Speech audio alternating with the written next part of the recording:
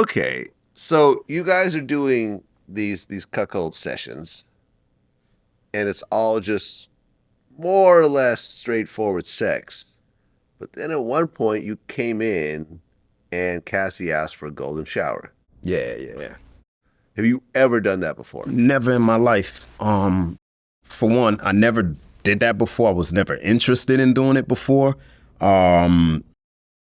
It was weird.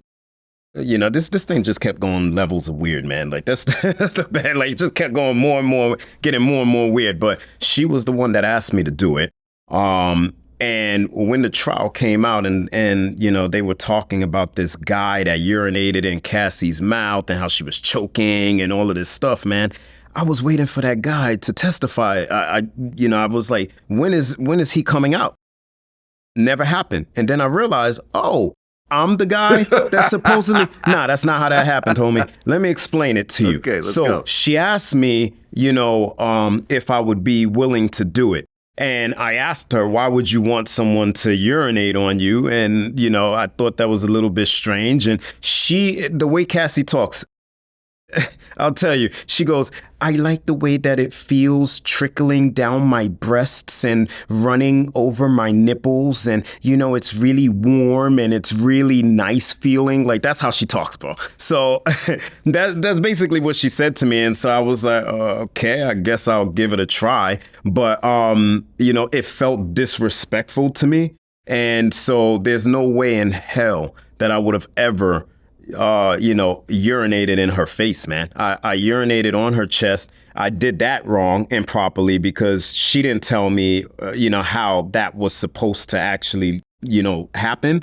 And so I went full commando. I went and took a full on leak like I was at the toilet. And she's like, oh, stop, hold on, wait, that's not how that goes. She goes, you're supposed to let a little bit out so that it trickles on me. And then you hold back and you let a little more out. And I was like, yo, look, who the hell could pee like that, especially with an erection? I'm like, that's not that's not realistic for me. But anyhow, I did it.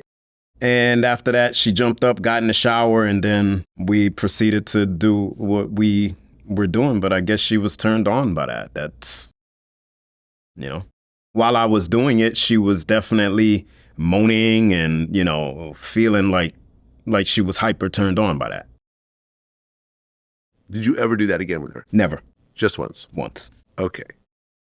So up until a certain point, although you knew it was Diddy, he was still hiding his identity. Yes. Then you came over to this one hotel and you walked in and actually saw him without his disguise on. Yeah. I was supposed to meet them at the Downtown Dream Hotel, and Cassie called me and she was like, oh, we're switching hotels. We're going up to the Jeremiah Essex house on 59th Street. And so she told me, just wait like 30 minutes and then you go into the hotel. Go past the front desk. Don't ask for anyone. Just go up to the room. She gave me the room number. I did that. I waited 30 minutes. I went, knocked on the door, and Diddy opened the door. As full-on Diddy, no mask, no hat, no nothing, trench coat, suit on. I was like, oh, okay. Well, he knows now that I know. Okay. Did anything change after that? Yeah, he stopped wearing masks. He didn't come out with a mask or anything on that session after that. But he did take a picture of my ID, my license, my driver's license, and was like, just in case, And so I was like, okay, well, I guess I better not say nothing about this.